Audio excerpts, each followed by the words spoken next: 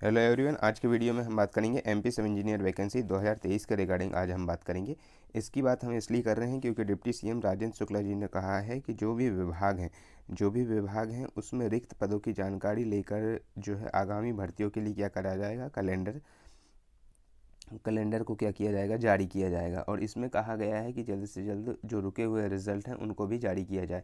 तो इसके बारे में डिप्टी सीएम जो राजेंद्र शुक्ला हैं उन्होंने ईएसबी के कर्मचारियों को दिशा निर्देश दिए हैं। और ईएसबी में क्या बड़ा बदलाव हुआ है, तो ईएसबी में बड़ा बदलाव ये हुआ है कि जो मलय श्रीवास्तव पहले अध्यक्ष थे तो उनको हटा के उनके जगह पर संजय बंदोपाध्याय को अध्यक्ष जो है ईएसबी के नए चेयरमैन संजय बंदोपाध्याय जी होंगे। ठीक है, तो ईएसबी में ये बड़ा बदलाव हुआ है। तो ईएसबी के इस बदलाव के साथ ही क्या होगा, कैलेंडर की प्रक्रिया शुरू हो जाएगी। कैलेंडर की प्रक्रिया शुरू हो जाएगी तो कैलेंडर में आपको कहीं ना कहीं 2024 में सब इंजीनियर की भर्ती यहाँ पर देखने को मिलेगी। सब इंजीनियर की भर्ती यहाँ पर 2024 के कैलेंडर में देखने को मिलेगी। और ये वैकेंसी लगभग 1000+ वैकेंसी रहेगी।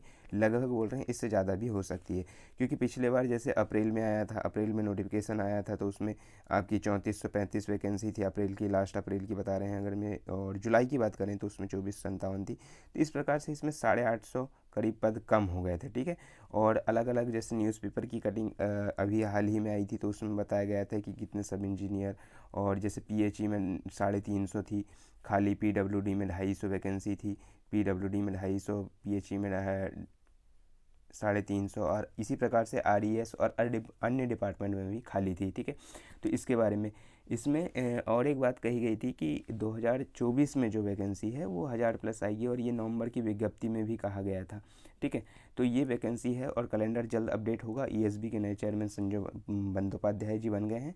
तो और इनको लंबा प्रशासनिक कार्य का अनुभव है, तो इससे ईएसबी के काम में सुधार होगा और मध्य प्रदेश के जो प्रतियोगिता परीक्षाओं के तैयारी करने वाले हैं अभ्यर्थी, उनको भी कहीं ना कहीं फ़ायदा होगा। तो रुके हुए रिजल्ट और कैलेंडर के लिए उप मुख्यमंत्री जी ने निर्देश दे दिए हैं कि कैलेंडर भी जो भी विभाग है अपनी रिक्तियाँ जल्द दे, जिसके लिए 2024 की आगामी जो भी भर्ती परीक्षाएं सब इंजीनियर को इंक्लूड करते हुए तो वो जल्द से जल्द लाई जाएगी। ठीक है, इसी में दो कमेंट की यहाँ पे मैं बात करूँगा।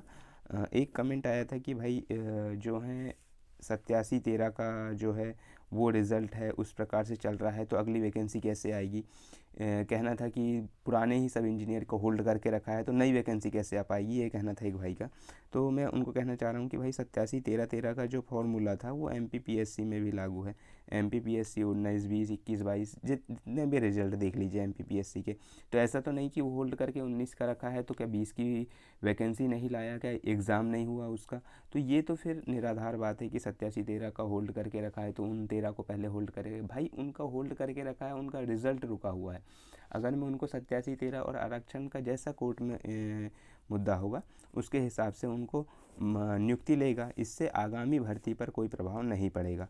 एक का ये था कि भाई 2 साल वैकेंसी नहीं आना है या 3 साल वैकेंसी नहीं आना है तो अभी से क्यों तैयारी करें। तो भाई देख लीजिए, फिर आपका सब अपने अपने विवेक से निर्णय ले लीजिए। अगर मैं आपको लगता है कि 2 साल बाद आना है, 3 साल बाद आना है तो उस हिसाब से आप तैयारी करिए, क्योंकि इसका जो ईएसबी का है कैलेंडर जारी होने और फिर एग्ज़ाम का ज़्यादा टाइम नहीं मिलता है। और अगर मैं हम बात करें टेक्निकल की, टेक्निकल 100 नंबर का होता है और 100 नंबर में आपके Hindi, English, maths, reasoning, GK, science, computer 7 subject होते हैं और 7 सब्जेक्ट के 14-15 नंबर होते हैं। तो ये सब अगर मैं आप 6 महीना में कर पा रहे हैं तो ठीक है, आप 2 साल बाद ही तैयारी करिएगा। तो ये 2 कमेंट थे, तो ये 2 कमेंट का मैंने सोचा इसका जवाब देना ज़रूरी है। तो 8713 से इसका कोई फ़र्क नहीं पड़ेगा, नई वैकेंसी बराबर आएगी। जैसे एमपीपीएससी में 2019 से लगा है 8713, तो 20 में भी आई है, 21 में भी, 22 में भी, 23 में भी, और अभी 24 का भी कैलेंडर डल चुका है। ठीक है, तो इससे कोई ये नहीं है। और जहाँ तक रही 2 साल की बात, तो भाई जिसको लगता है 2 साल में आएगी, 3 साल में आएगी या चुनाव वाले साल में आएगी, तो वो उस हिसाब से अपनी तैयारी को कर सकता है। ठीक है, तो ये थी एमपी सब इंजीनियर के रिगार्डिंग वीडियो, और इसी के रिगार्डिंग हम वीडियो एमपी सब इंजीनियर स्पेसिफिक लाते रहेंगे। अगर मैं आपको ये सब अच्छा लगता है, बढ़िया लग रहा है, इन्फॉर्मेटिव लग रहा है, तो हमारे चैनल को सब्सक्राइब कर लीजिएगा। आज के वीडियो के लिए थैंक यू।